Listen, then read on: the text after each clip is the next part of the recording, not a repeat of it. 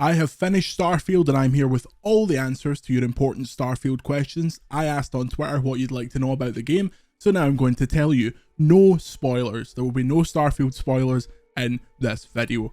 First question comes from Andrew Marmo. How much bread can you store?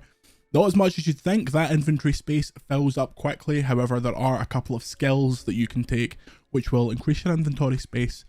Second question, Andrew Hunter. How large/alive are the settlements compared to the usual Bethesda offerings? It's the one thing Bethesda struggle with, I feel. I tend to agree. Now, the differences here are there are several big cities that are chock full of NPCs, at least on the PC version, which I was playing at ultra specs on a 4090. So there was tons and tons of NPCs. Not all of them were named. Obviously, if it was a named NPC, you could generally speak to them. But some of them will just be like Aquila City citizen or something like that, but they do feel quite alive. However, it being space and everyone being fairly spread out, there are a few settlements that are pretty sparse, but it doesn't feel like it's a technical limitation. It feels like more of an artistic choice. Next question from Michael Gulliver. Was there any way it was going to live up to the ridiculous expectations put upon it? Now, it depends if you thought this would change games forever, perhaps not. But if you were just really excited for a new Bethesda project, then I think so. I think it's their best game. I think it's the most exciting thing they've put out since Fallout 3, maybe, when they kind of started off their Western RPG. I suppose Oblivion was a Western RPG, etc. But you know what I mean. I think it does live up to it. I don't think it exceeds expectations. I think it is exactly what I thought it would be, and I really liked it. Lurian asks, is there a limit to the amount of times you can land in a new area on the same planet? If so, how many landings can you have? So I presume this means when you're looking down on a planet, there are predetermined spots where you can land, or you can just land anywhere that isn't water. As far as I'm aware, there is no limit to how many landings you can have. It might delete old ones unless you have an outpost there, but it seemed pretty liberal in terms of how many times you can land somewhere. I didn't seem to run into any issues with that. For bases/outposts, does time actually keep moving for farms resources when you're away, or do you have to be on the farm for things to accrue generate? If you're playing the game, time moves. Time moves differently on different planets, so that's one thing to think about. But as long as you're playing the game, time moves. It doesn't move when you're not playing the game, or you've got, I don't know actually if you've got your console in sleep mode, if it would still move. I have to check. Steve Stewart asks, are there black holes/gravitational anomalies? Not that I have seen. There may be some missions that lead you down that way. There has been plenty of times where I've warped into a system and something has happened unexpectedly, but it hasn't been in that vein. I've not been sucked off into space, as it were. Ivor Ingi, I believe that's how that's pronounced. I apologize if that's incorrect. How does it feel on Series X? S. I have not tried it on Series S. I have access to one that I will try soon enough. As mentioned in my review, I didn't have a great time with it on Series X when I played it for some time there. However, Jade King from The Gamer, who is in our VGC podcast this week talking about Starfield, you can see that on the YouTube channel, had a much better time. So mileage may vary. Danny says, how does space/planet exploration compare to No Man's Sky? So compared to No Man's Sky, you are not flying into the planets yourself. You're not like floating above them and then finding somewhere to touch down. That is all an animation. It's all animation based. You're not hopping in your ship and flying straight up out of the planet. So that's kind of where it differs, I suppose, in the main. Charlie asks, did the planets feel lived on, the occupied ones, or did they feel empty? Secondary question, what was your favorite companion and why? Okay, so the planets, as I mentioned earlier, the ones with big settlements, do feel lived in. There are certainly planets that are empty and feel a bit procedurally generated and don't have much going on in them, but the planets that were heavily kind of civilized and had a lot of missions and stuff did feel pretty well occupied, and they did something I love in RPGs where it kind of makes sense, where all the characters would potentially live. It's not just like every building in the town is a shop or something like that. There is like there's like residential areas and stuff like that, which I think really adds to the immersion. Secondary question, favorite companion? Sarah Morgan, my favorite companion, is the one that I've played most with. I just think it's a great performance. and she unlocked some interesting kind of conversation options, because that's something that kind of there's a lot more of in the game. You'll be talking to someone and it will say in the parentheses Sarah Morgan, meaning that she will take that next line of dialogue for you.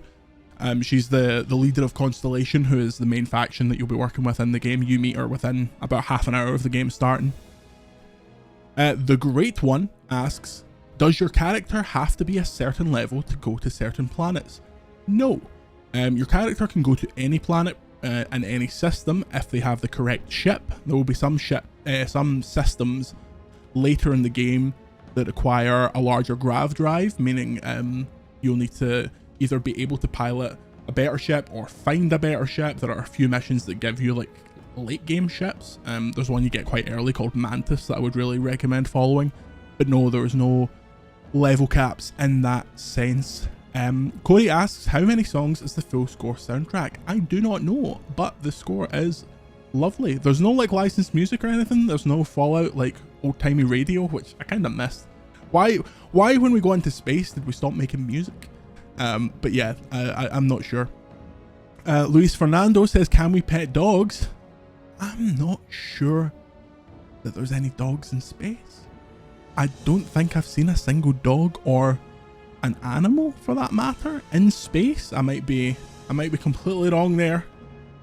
Similarly, Silver Catsy says, can we have a pet cat? Sadly, no Georgie. Is that what the wee cat from Alien is called? Georgie or something like that? Can't have that. Marcin Rabzuk says, are there ladders and do we see the main character scaling them? There are ladders, and yes you do. Michael Brewis says, when and where in the game can we encounter loading screens? What are the limits of the free roam with your ship?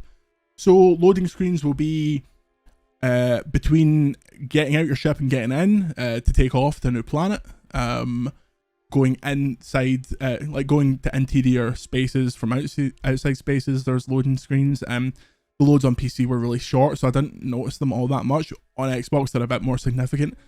What's the limits of free roaming with your ship? Just how big your grav drive is, really.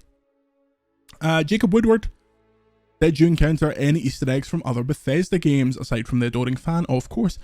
So weirdly, not really. I kept thinking, is there going to be some weird way in which they tie this to Fallout, or is there going to be, like, I don't know, a Dovahkiin helmet or something sitting on a table? Especially because there's one area where you go into like there's like a collector, almost like the collector from Marvel, that kind of thing. And I was like, okay, we're going to be full of references here, but it wasn't really, which I was surprised by the amount of restraint. Jason Harris says, if you leave a random object on a distant planet and come back, is it still there? I don't know. I think weapons stay permanently, because there's some rare weapons that you wouldn't want to despawn. But I don't think you can just like leave a pile of cheese and go back. There's some issues with the game where the longer you play it, obviously the memory gets backed up a bit and things start to get a bit jank. So I think that would contribute to that, which you can't really blame them. It's a universe. Scott says, how does it run on Steam Deck? We were told not to run it on any handhelds prior to review period, so I am not sure. I imagine not great. Johnny says, how many companions / party members can you have? I'm wanting to try and replicate Guardians of the Galaxy. So you can have one companion at a time, but you can have up to 8 crew members if you unlock the highest perk on that skill tree. And they'll just stay in your ship. They can't come out with you, unfortunately. Nathan Zur, once the main story is complete, what incentives are there to keep exploring? I can't tell you, but the New Game Plus is very unique. Forcado, is the game good? Yes. Veil of Darkness, is the game polished? On PC, it certainly is. On Xbox, it's still pretty good for a Bethesda game, but there's a couple of issues. Andrew McCarthy, what's the ratio of stars to fields? Not that many fields. Loads and loads of stars, so pretty favourably on the star end. Jamie, how does the weapon handling feel in comparison to other Bethesda games? Much better. It's the best shooting they have ever had in a game by far, and it had to be because there was no VATS to hang out the back of. So yes, much better. Marcin Rabzubzik again. Do zones and their inhabitants have preset levels? Is there some kind of balancing going on? So the leveling system's weird because I have run into characters that are like level 75, but I've been able to take them down with not that much more difficulty than like a level 10 character. So I'm not sure how leveling actually works. It's not very clear. Yeah, it's strange. It's strange the way it works. SGB, how close was it to what it was promised in the showcase? Basically exactly what I expected from the showcase. It's huge. The amount of stuff you can do in it is ridiculous, and I think that showcase was really necessary because the game isn't great about telling you about all that stuff that you are able to do. So if you weren't to watch that showcase, you might not know that half this stuff even existed. Uncle Grandpa, is stealth an option? Yes it is, but there is you need to unlock stealth with a skill. Like the stealth meter and stuff isn't just pre-given to your character. You have to like add it to your character, which is a bit strange. And finally, we have a load of questions from PSA. Question 1, are there any hairstyles that reach beneath chest length that are not ponytails? Not really. It tends to cut off around shoulder length, which I assume is for like clipping reasons or something. Can you adjust player height with set scale and console commands? Not done any console command stuff yet, just because it was an unstable review, but well, not unstable, but you know, it's a review build. I'm not going to mess about with that stuff. Can you change directions mid-air when jumping? Slightly, yeah, you can. When you're doing your jetpack, you can feather it a little bit. Can you move using a controller left stick while aiming, attacking with a mouse and mouse buttons? I don't think so. I feel like it takes over control when you add one or the other, when you like start moving one or the other. That may be something you could set up, but it didn't seem that way. And lastly, are there any healer roles? Skyrim obviously had healing spells, but Fallout 4 did not have easy ways of healing others. Where does Starfield fall in the spectrum? Can I be a support while letting companions do the fighting? No, not really. You are the hero, you are going to be doing the shooting. The companions really don't do all that much damage. So if you're relying on them to kill enemies, you would be there all day. So no, not really. And that is everything so far.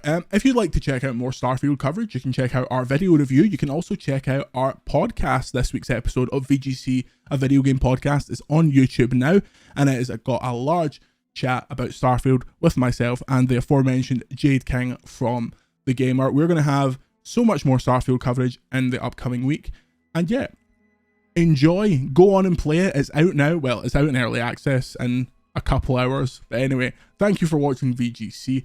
Please remember to subscribe and like the video and leave a comment if you have any other questions about Starfield, and I'll be able to answer them in the comments below. Thanks again, and we'll see you later.